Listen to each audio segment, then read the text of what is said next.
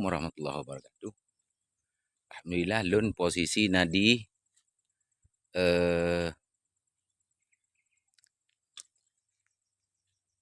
tempat bersejarah yaitu kulam permandian Cut Nurul A'la.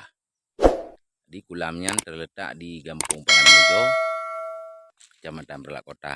Pas posisi di liket Masjid Payamligo.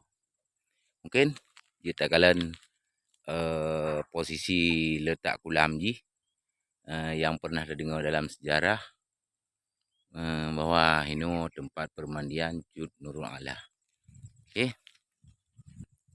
Luna di liket Masjid Payamligo. Dijak boleh betul kasi kalian. Ini ke posisi kulam yang pernah terdengar dalam sejarah dan cerita. Kulamnya bekasan mentang cuman hana terawale yang mungkin lebar mencapai padu meter ya ho bineh ho. Panjang juga. Ini long jak tiba bineh kulam. Kulam permandian Putra Nurul A'la. Yang posisi kulam sampai terus gede. Dengan luas yang cukup luas. Jadi ini lokasi di Istana Jamun. Istana Putra Nurul A'la.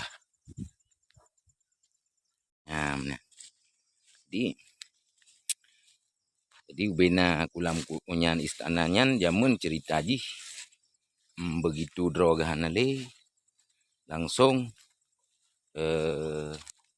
di dalam kulam sehingga ubina barang-barang dalam istana Nurul A'la mandum dalam kulam.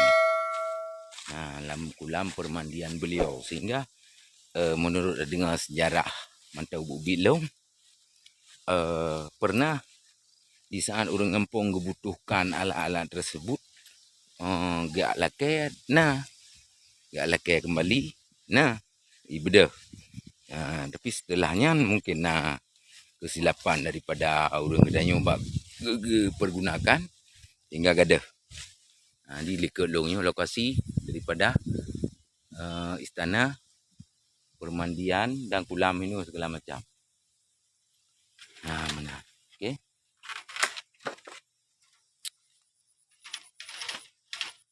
Nyilung pas bak istana Jamun posisi dikaji bedah hutan terima. Ini tempat istana yang di jalan. Ini posisi ini istana mandu ini.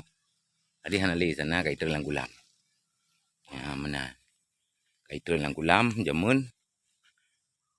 Hana le. Di ini. Di bak kayanya kan. Ini nang kulam.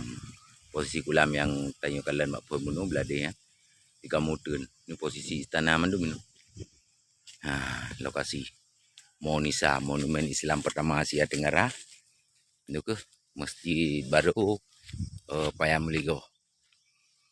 Yang mana?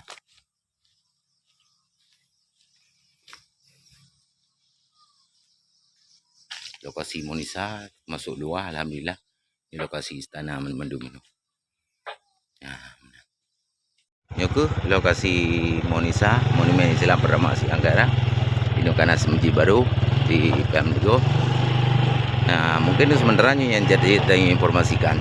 Untuk informasi lebih lanjut mungkin kita serta kembali sejarah-sejarah akan cerita yang lebih luas. Terima kasih. Assalamualaikum warahmatullahi wabarakatuh.